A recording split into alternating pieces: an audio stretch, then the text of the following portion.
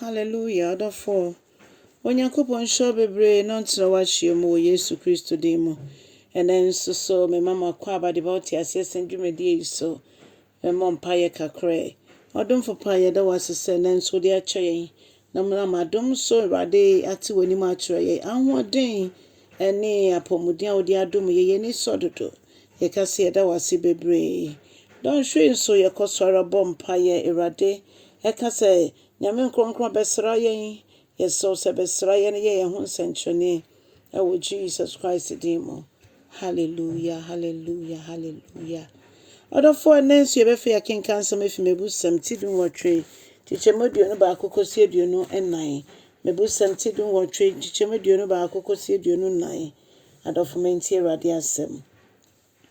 Ose tɛkyerɛma ewo hoi etimi etwe owuo ma ye ana etwe nkwa ma ye. Na omo kon doso mo kasa no sankrofo no mbetwa ho aba. Wo kasa bebre a mfomso bebre na wo mu.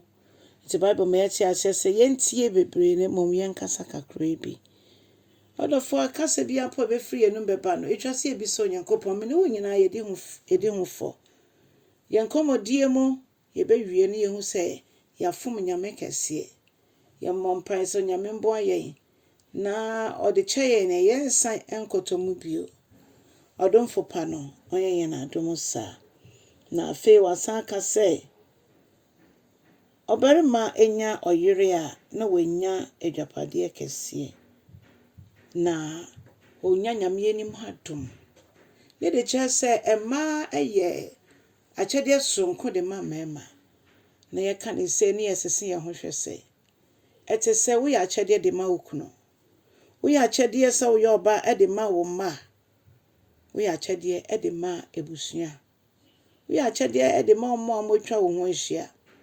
Ewrade mbo aye ne ye akyede de ama yekunom. Na ka bane se yekunom di ye ho adanse a bibia be di adanse sampa.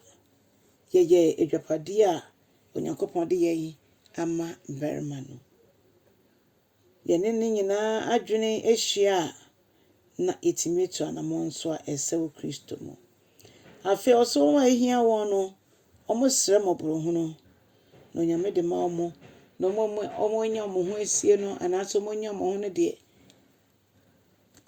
ya kasa atemdedie ene to de biebinum e de bo omo bra odofo ai etimi sisa bebre na momene wo se egitum se ye hia fo honhom a ye hia Nyankopon tene ye ne kronkron ye dia ene etwa se egitum ko ade a onyame se obedum ye mobro hu no.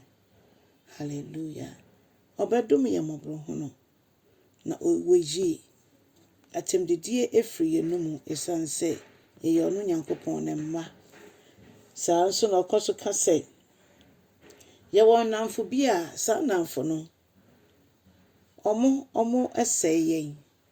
Ye won namfo bi a omo seye ne mom enamfo bi nso wo ho a omo tare ho chense de ye nuampo etare ho. Bidi se wo hu bida. Ame nso me hu bida. Adamfo bi etimi etare wo ho ema wo hu se odosronko na oda na de akyew.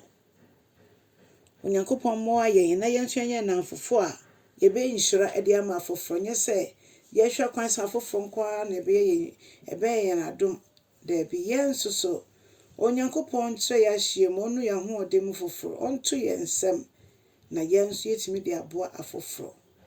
Sombo bi so munni bi Ewrade bi esa kwan fa nhye ne din konkre ne nyam. Esan se omo ma ho kwan ma nyame fa omo so hira foforo no. Onyankopon enhyira eba omo so. Eno nti ya adamfo a woti se onua. Enya adamfo a osei ne yonko anasa osei na adamfo. Onyankopon dum boye no onhye ye den. Na nia den ma nipa no wama ye ho ahode me yetimi ayebi. Ama wanche no san wona ni onyem ye mu biara ye oyiraba. Na ye nyina de ni gie e de hia no kwan. Message oba share message na foforo nso enye bi. Na afei sa wonya subscribe ya na wa subscribe abodon no so sɛdeɛ ɛbɛyɛ a bere biara wo nsa ɛbɛka yɛn videos. Onyankopɔn nhyira wo na ɔntena w'ahyɛ mu. Ɛwɔ Jesus Christ din mu ɛna yɛabɔ mpaeɛ.